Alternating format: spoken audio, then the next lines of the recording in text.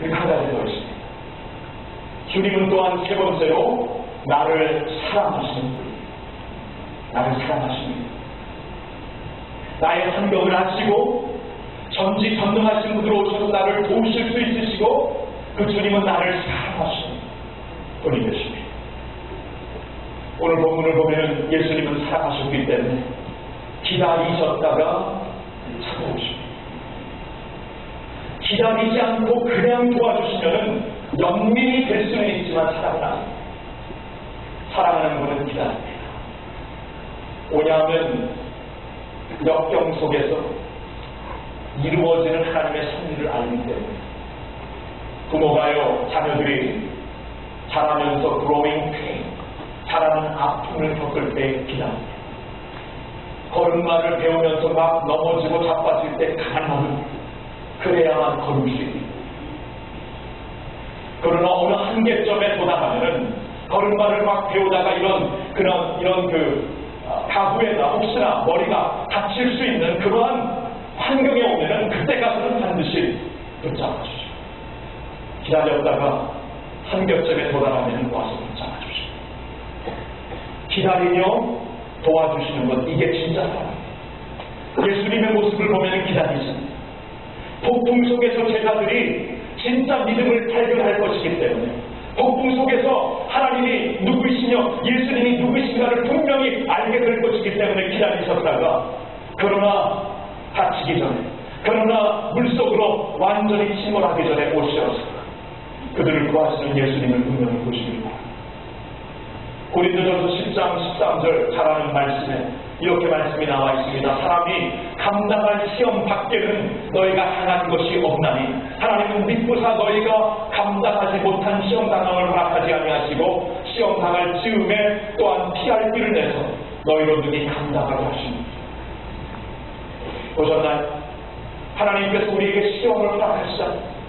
감당하시는 시험, 감당할 수 있는 시험을 허락하신다고 합니다. 그걸 하셔요. 내게 시험이 있을 때, 어려움이 있을 때, 이것만은 아닌 것 같을 때 하나님께서 감당할 수 있는 것을 주셨다는 거예요. 감당할 수 있구나, 이걸 믿으라는 거예요. 그리고 감당할 수 있는 그 시험을 주시는 믿으신 하나님께서 그 한계에 우리가 다가왔을 때, 그 이상으로 우리가 나가고 있을 때 하나님은 믿으셔서 오시어서 우리를 잡아주시고 우리를 붙잡아 주시고 거기서 피할 은혜를 주신다는 것입니다. 이게 사람이 기다리셨다가 도와주시고 기다리시다가 도와주시고 마치 어미 독수리가 새끼 독수리가 나를 수 있도록 기다렸다가 도와주고 기다렸다가 도와주고 마침내 나를 수 있도록 그렇게 하신다는 겁니다. 그리고 주님의 사랑은 또 어디서 보여지고 있습니다. 침몰하고 있는 베드로를 일으켜주시고 베드로가 지금 실패하고 있었습니다. 예수님을 바라보고 뛰어내렸을 때는 전적인 믿음, 예수님만 주목하는 믿음으로 뛰어내렸지만 그의 시각이 주님께로부터 옮겨져 환경을 보았을 때 그는 침몰하고 있었습니다. 빠지고 있었습니다. 실패의 자리로 내려가고 있었습니다. 그때 예수님이 베드로를 붙잡아 주십니다. 실패한 베드로를 붙잡아 주십니다. 올려주십니다. 그리고 이 이야기에 예수님과 함께 베드로를 주인공으로 삼아주십니다. 여러분 아시나요? 예수님에게 우리의 실패는 문제가 안 돼요. 실패 때문에 우리를 저버리실 이유가 없습니다. 실패했기 때문에 은혜를 베푸시는 주님이 되십니다. 여러분 유진 피러스 목사님 이런 말씀을 하시대요. 에베소서에 보니까 이거 아니야. 조금 이따 보시죠. 에베소서에 보니까 유진 피러스 목사님 이런 말. 에베소서에 보니까 하나님께서 성도들, 우리들을 함께 성도라고 부르시죠. 세인트. 유진 피러스는 그럽니다. 우리가 진짜 세인트다. 우리가 진짜 세인트처럼 보이기 때문에 하나님께서 우리를 세인트라고 부르시는 것인가? 아니라는 것입니다. 우리가 세인트로 부름을 받고 있는 이유는 우리가 하나님을 위해 위대한 일을 하고 있어서 세인트가 되는 것이 아니라 하나님께서 우리 안에 위대한 일을 하시고 있기 때문에 세인트가 되는 것이다. 그런 말씀. 하나님이 우리 안에 위대한 일을 하시고 있습니다. 그렇기 때문에 베드로가, 실족한 베드로가 수제자가 되는 것이죠. 히브리서 11장에 보면 믿음의 선진들 중에 삼손이 포함되어 삼손은 그의 삶 자체가 비극으로 시작해서 비극으로 끝나요. 나시린이었지만 아무것도 주님 앞에 영광을 못 올려드렸지만 하나님께서 믿음의 선진들 중에 삼손의 이름을 거기 포함하고 계십니다. 왜요?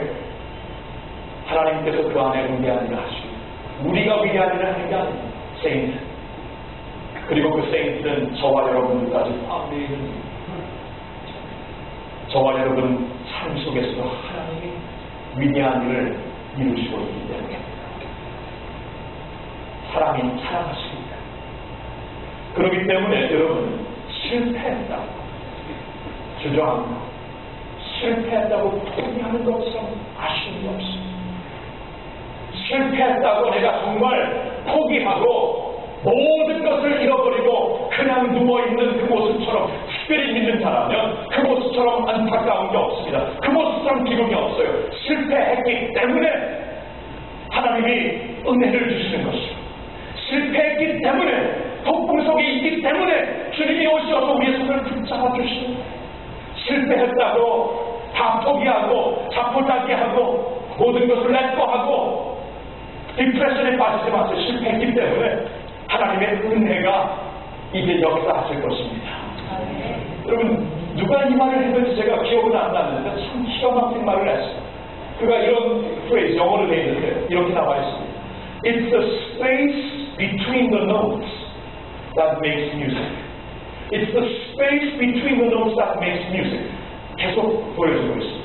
이게 무슨 뜻인가 하면 여러분 이 그 악보에 있잖아요. 악보에 노트라는 것은 그 악보의 그 음을 말합니다. 그렇죠?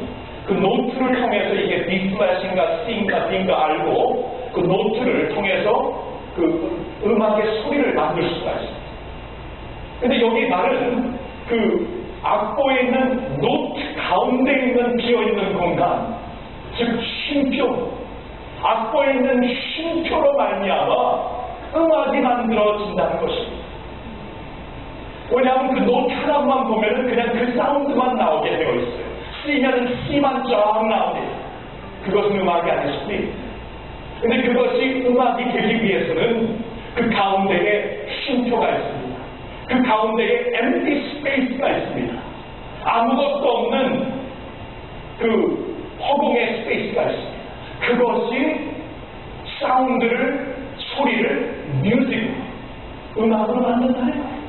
아까 부른 찬양, 예수의 이름. 그쵸? 이 찬양도 보면은 그 쉼표가 있기 때문에, 그 노트 사이에 아무것도 없는 비어있는 공간이 있기 때문에 음악이 만들어지는 거예요. 너무나 아름다운 표현입니다. 우리 인생도 마찬가지일 것입니다. 우리 인생이 승승장구로만 끝난다면 한 노트만 있고 소리는 날 겁니다. 뺑가리 소리는 날 거예요. 그러나 그 소리가 음악이 되기 위해서 그 가운데에 비어있는 공간이 필요합니다. 스페이스가 필요합니다. 내가 실패하고 넘어지고 폭풍을 거리면서 우는 그 모습이 필요합니다. 왜냐하면 그때 주님이 오셔서 주님의 은혜로 우리를 만져주시고 우리를 일으켜주시기 때문입니다. 베드로처럼 실패하셨습니다. 다시 오시면 됩니다. 베드로처럼 주님의 낯을 볼 면목이 없습니까? 주님이 뻗치시는 손을 붙잡고 주님은 우리를 사랑하십니다. 폭풍 속에서 나를 결단코 버리지 아니하시는 줄 아십니다. 여러분 오늘 말씀을 이제 맺으면서 그 그림을 그려보세요. 내 폭풍 안으로 주님이 걸어오고 계십니다. 내가 지금 당면하고 있는 이 폭풍 가운데 예수님이 계십니다. 나와 함께 젖은 머리 젖은 옷이 되어서 하늘의 영광의 광채를 갖고 거기서 계십니다. 그 주님이 나를 아십니다. 나의 환경을 아십니다. 여기서 나를 다시 일으켜 주실 수 있는 전능하신 하나님이 계십니다. 그리고 주님은 나를 사랑하십니다. 내가 넘어지는 한이 있더라도 손을 뻗쳐서 일으켜 주시는 주님이 되십니다. 여러분 인생의 폭풍 가운데 이러한 주님을 붙잡으시고 예수님 안에서 승리하실 수 있기를 주님의 이름으로 축원합니다. 그리고 교회로서 이제 우리가 하나님과 함께 같이 걸으면서 노트 사이에 비어있는 공간을 찾아서 그 공간을 통해 더 아름다운 음악을 만들어 가시는 하나님 안에서 간증과 찬양이 넘치시는 교회가 되기를 예수님의 이름으로 축복합니다.